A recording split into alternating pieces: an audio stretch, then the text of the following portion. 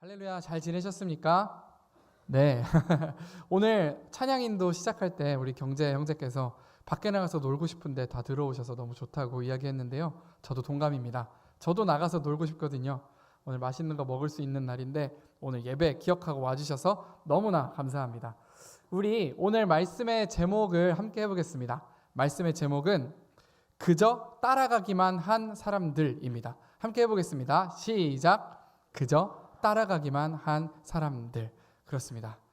네, 제가 예화를 하나 들려드리겠습니다. 어느 나라에 아주 무능하고 사치스러운 황제가 있었습니다. 왠지 들어본 이야기 같으시죠? 어느 나라에 아주 무능하고 사치스러운 황제가 있었습니다. 어느 날 황제의 앞에 세상에서 가장 아름다운 옷감으로 옷을 만들어 주겠다는 제단사들이 나타났습니다. 옷을 좋아하던 황제는 아주 기뻐하면서 그러면 돈을 줄 테니까 아름다운 옷 만들어다 주세요 라고 이 제단사들에게 시켰습니다. 그랬더니 제단사들이 이렇게 말합니다. 이 옷감이 너무 예뻐서 이 옷감은 멍청이들한테는 보이지 않는 옷감입니다 이야기합니다. 그때 왕이 무슨 말인지는 모르겠지만 뭐 알았어, 멍청이들은 안 보인다고 만들어 갖고 와, 이렇게 했습니다. 시간이 흘렀습니다. 중간에 옷이 얼마나 만들어졌는지 궁금했던 이 황제가 신하들을 시켜서 제단사들에게 가게 했습니다. 신하들이 가서 중간 점검을 하는데 옷이 보였을까요? 안 보였죠. 보니까 옷이 안 보이는 거예요. 그래서 신하들이 어떡하지? 이거 안 만들었다고 하면 나보고 멍청이라고 할 텐데.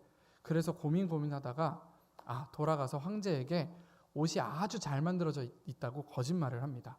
자기가 멍청이라는 이야기를 듣고 싶지 않았던 거죠. 시간이 더 흘렀습니다.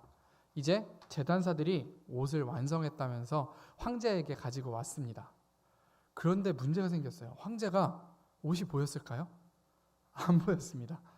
아니, 지금까지 신하들은 옷이 잘 만들어졌다고 했고 제단사들도 너무 예쁘다면서 갖고 왔는데 자기 눈에는 보이지 않는 거예요. 그래서 황제가 혹시 내가 멍청이인가 생각하다가 안 되겠다, 거짓말을 해야겠다, 짐짓 마음에 들어하는 채 하면서 옷을 막 입는 척을 했습니다. 이후 사람들이 계속해서 들어왔지만 아무도 이제 옷을 볼 수는 없었습니다. 하지만 모두가 옷이 잘 만들어졌다면서 박수를 쳤습니다. 이제 왕이 기분이 좋은 척을 해야겠죠. 이 옷을 입고 행차하겠다 이야기했습니다. 그래서 거리에 나가서 이 옷을 입고 거리에 나가서 행차를 했습니다. 사람들의 눈에 이 황제가 입은 옷이 보였을까요? 안 보였겠죠. 안 보였습니다.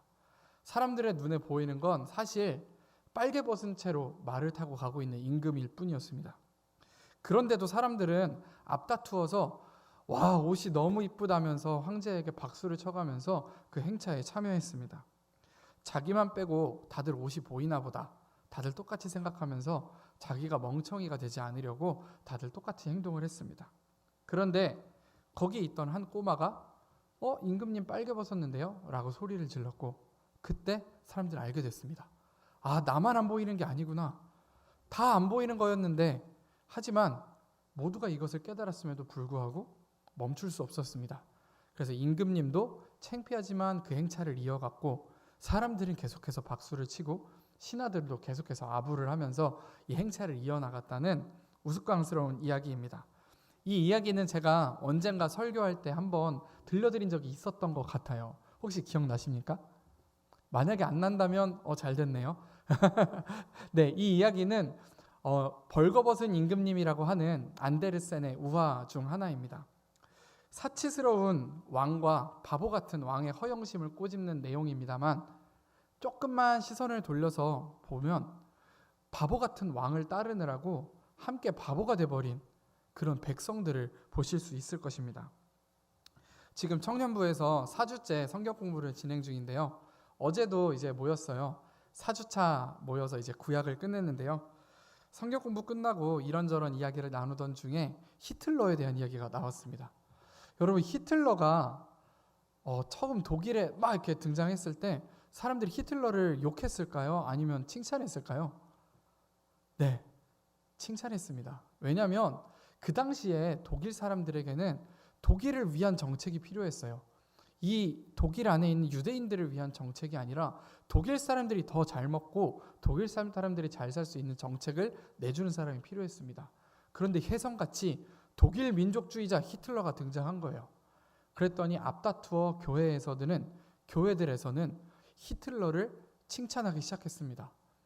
마치 이집트에서 탈출할 때 모세가 그랬던 것처럼 히틀러도 우리 이 독일 사람들을 위해 온 사람들이다.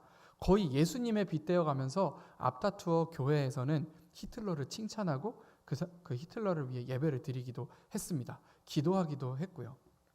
그런데 여러분 잘 아시죠? 결국엔 그 교회들은 히틀러를 칭찬하고 기도했던 교회들은 너무나 극악무도한 범죄에 동참하는 꼴이 되어버리고 말았습니다. 사랑하는 여러분, 충성심은 너무나 중요한 것입니다. 충성하는 일이 너무나 중요합니다. 우리의 시간과 정성과 마음을 다 들여서 예배하고 헌신하고 하는 그 모든 것들은 다 중요한 일입니다. 하지만 어떤 왕에게 충성하고 있느냐가 너무나 중요합니다. 우리가 만약 잘못된 왕을 따른다면 우리는 그 왕에 충성하면 충성할수록 점점 더 나쁜 사람이 되고 말 것입니다. 오늘 우리가 따르고 있는 왕이 누구입니까? 오늘 우리 마음의 중심에는 누구를 진짜 왕으로 삼고 마음과 열정과 우리의 재능과 시간을 다해서 헌신하고 계신가요? 혹시 벌거벗은 임금님처럼 우리 마음에도 허영심이 가득한 것은 아닌지, 하나님 앞에 예배하려는 그 마음보다 우리 안에 다른 목적과 다른 것들을 왕으로 삼고 우리가 노력하고 있는 것은 아닌지 오늘 말씀을 통해서 깊이 돌아보기를 원합니다. 그러면 이제 말씀을 한번 살펴보도록 하겠습니다. 오늘 말씀 가운데에는요, 등장인물이 한 사람이 있습니다. 이름이 기억나세요? 압살롬이라고 하는 사람인데요. 한번 압살롬 같이 발음해 보시겠어요? 시작. 압살롬. 뭔가 좀 이름부터 조금 쎄하지 않습니까? 압살롬. 이름부터 좀 별로인 이 사람은요, 왕이 되려고 반역을 꾀하는 사람입니다. 압살롬, 이 사람은 누구냐? 왕으로 군림하고 있는 다윗 왕의 아들이었습니다. 그러면 어떤 성격의 사람이었을까요? 오늘 성경에 보니까 이 압살롬은 엄청 부지런한 사람이었다고 합니다. 똑똑하고 성품도 좋았고 정무 감각도 좋았습니다. 정치력도 있었고 달란트도 많은 사람이었던 것 같습니다. 우리 2절 시작 부분의 말씀을 한번 볼까요? 2절입니다. 함께 읽겠습니다. 시작. 압살롬이 일찍이 일어나 성문길 곁에 서서 어떤 사람이든지 송사가 있어 왕에게 재판을 청하러 올 때에 그 사람을 불러 이르되 너는 어느 성읍 사람이냐 하니 그 사람의 대답이 종은 이스라엘 아무 지파에 속하였나이다 하면, 네, 다윗의 아들인 압살롬은요 아주 부지런한 사람이었습니다. 매일 아침 일어나면 그가 했던 일은요, 다윗이 있는 성 앞에, 문 앞에 가서 서 있는 거예요. 그 앞에 서서 무엇을 하느냐? 사람들이 재판을 받기 위해서 다윗 왕을 찾아오면 그 백성들을 중간에서 탁 가로채는 거예요. 다윗 왕에게 들어가지 못하게 가로채서 압살롬이 한 일은 타고난 입담과 좋은 성품으로 그들의 마음을 위로해 주는 일이었습니다. 아이고 힘드셨죠? 아이고 그랬어요? 아이고 남편이 또 그랬나요? 아이고 힘드시죠? 이러면서 그 이야기를 다 들어주는 거예요. 그 양반이 문제구만 공감해 주면서 그 마음을 산 후에 마지막은 항상 이렇게 끝났습니다. 한참 대화가 무르익고 마무리될 때쯤에 압살롬은 이야기합니다. 이게 참 이렇게 백성들의 사정이 딱하고 힘든데 다윗 왕은 뭐 하나 몰라요. 다윗 왕이 나와서 이 이야기도 좀 다 들어주고 하면 좋을 텐데 다윗 왕은 바빠서 이런 거에 관심이 없나 봅니다. 이렇게 마무리하는 거예요. 참 교묘하죠. 이렇게 압살롬이 이야기하면 사람들은 점점 더 마음속에 다윗 왕은 우리한테 관심이 없는데 다윗 왕의 아들인 압살롬은 우리에게 관심이 있구나. 압살롬이 더 좋다. 이렇게 생각을 하게 되겠죠. 그렇게 똑똑하게 압살롬은 백성들의 환심을 샀습니다. 그렇게 매일 아침 일어나서 다윗 왕 앞에 나가서 사람들의 마음을 빼앗기를 무려 4년, 여론이 자기에게로 충분히 기울어졌다고 느낀 어느 날 압살롬은 그동안 철저히 계획했던 그 계획을 실현합니다. 자신의 아버지에 대한 반란을 거행한다는 소문을 퍼뜨리기 시작합니다. 제가 오늘 말씀을 준비하면서 압살롬을 보다 보니까 매우 부러웠습니다. 저는 지각쟁이입니다. 가까운 거리를 가도 맨날 지각해서 결국엔 택시를 타요. 아무리 택시값이 비싸졌다고, 택시비가 비싸졌다고 해도 저는 택시 생태계에 이바지합니다. 이런 제가 보기에 압살롬의 이 부지런함은 사실 너무나 닮고 싶은 성품입니다. 사람들을 너무나 잘 달래주고 사람들하고 쉽게 친해지고 마음을 얻는 그 기술, 솔직히 교역자로서 저에게 너무나 갖고 싶은 달란트입니다. 또 정무 감각도 마찬가지입니다. 성품이 좋으면서도 바보처럼 당하고 살지 않고 자기 앞길을 착착 헤쳐나가는 이 압살롬의 재능은 사실 우리 모두가 부러워할 만한 재능입니다. 하나님은 압살롬에게 이 좋은 재능을 주셨습니다. 그런데 압살롬은 이 재능을 다른 곳에 사용했습니다. 압살롬은 이 좋은 달란트들을 하나님을 거역하고 하나님의 세우신 왕에게 반란을 거행하는 데 사용했습니다. 물론 당시 다윗 왕은 이미 신임이 떨어질 대로 떨어져 있었습니다. 왜냐하면 밧세바 사건이 있었거든요. 밧세바 사건 때문에 이미 다윗 왕은 신임을 잃어버린 지 오래였습니다. 그래서 어느 정도 백성들로부터 도덕적 신뢰도 잃어버렸고 사람들의 송사를 감당하기에는 스스로도 마음이 많이 지쳐있는 상태였던 것도 사실입니다. 하지만 그러한 다윗을 왕으로 삼으려 하나님께서 얼마나 많은 노력을 하셨는지 모릅니다. 얼마나 많은 노력과 마음을 쓰셨는지 모릅니다. 다윗 왕을 몇 번이나 죽음의 위기 가운데서 구해내셨고 그의 많은 잘못에도 다시 다윗을 왕으로 세우신 하나님이십니다. 그런데 그렇게 하나님께서 왕으로 세우신 다윗을 압살롬은 끌어내리고자 했던 것입니다. 심지어 압살롬이 정말 백성들을 위해서 정말 다윗 왕이 하지 못하는 그 정치를 바로 잡아보기 위해서 압살롬이 한 것일까요? 아닙니다. 전혀 아니었습니다. 아니라고 하는 그 증거가 오늘 성경 속에 또 있습니다. 사무엘하 18장 18절의 말씀을 우리 한번 같이 읽어보도록 하겠습니다. 사무엘하 24장 18절 말씀 함께 읽겠습니다. 시작. 이날에 갓이 다윗에게 이르러 그에게 아뢰되 올라가서 여부스 사람 아라우나의 타작 마당에서 여호와를 위하여 제단을 쌓으소서 하매. 그렇습니다. 압살롬은요 자기를 위해서 비석을 세우려고 했습니다. 자기를 위해서 기념비를 세우려고 했던 사람입니다. 압살롬의 목적은요 자신의 이름을 알리는 거였습니다.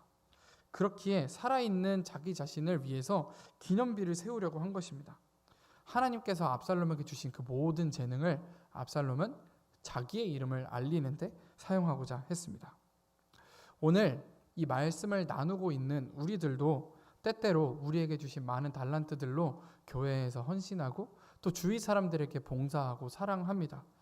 예를 들면 돈, 우리의 시간, 우리의 건강한 몸, 우리의 좋은 성품들을 가지고 열심히 노력하며 살고 있지만 때때로 이것이 하나님을 세우는 게 아니라 나를 세우는 데 쓰여지는지 모릅니다. 때때로 이것은 하나님의 계획을 바라보지 않고 내가 생각하는 계획대로 사람들이 이끌어가고자 하는 것이 아닌지 오늘 돌아보기를 원합니다. 하나님께서 세우신 계획을, 하나님께서 우리에게 알려주신 계획을 불안하다 하면서 오늘 나의 눈에 불안하다고 그 노력을 믿겠다고 말하는지 모릅니다. 하나님께서 우리에게 주신 시간, 우리의 돈, 또 우리의 몸, 우리에게 주신 모든 재능들이 하나님을 믿고 그분을 세워가는데 오늘 쓰여지는 우리가 되기를 소원합니다. 오늘 말씀에는요 이렇게 압살롬처럼 아주 나쁜 사람도 있는데요 또다시 주목할 사람이 있습니다. 그것은 바로 11절에 있는 11절의 말씀을 함께 읽도록 하겠습니다. 11절의 말씀입니다. 사무엘하 15장 11절의 말씀 시작. 그때 청함을 받은 200명이 압살롬과 함께 예루살렘으로부터 헤브론으로 내려갔으니 그들은 압살롬이 꾸민 그 모든 일을 알지 못하고 그저 따라가기만 한 사람들이라. 오늘 주목해 봐야 하는 또 한 명의 사람들은요 그저 따라가기만 한 사람들입니다. 이들은요 충성된 사람들입니다. 압살롬의 반역 계획을 전혀 알지 못했습니다. 압살롬이 무슨 일을 벌이는지 아무것도 알지 못한 채로, 아니요, 이들은 못한 채가 아니라 알려고 하지도 않았습니다.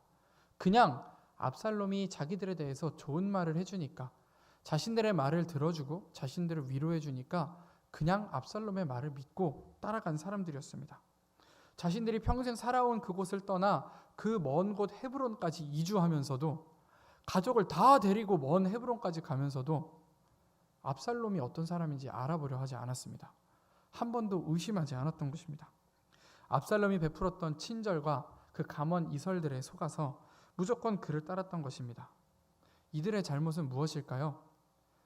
이스라엘을 지키셨던, 다윗 왕을 세우셨던 하나님께 물어보지 않고 자신들에게 잘해주었던 압살롬의 말을 믿었다는 것입니다. 이 사람들 결국 어떻게 됐을까요?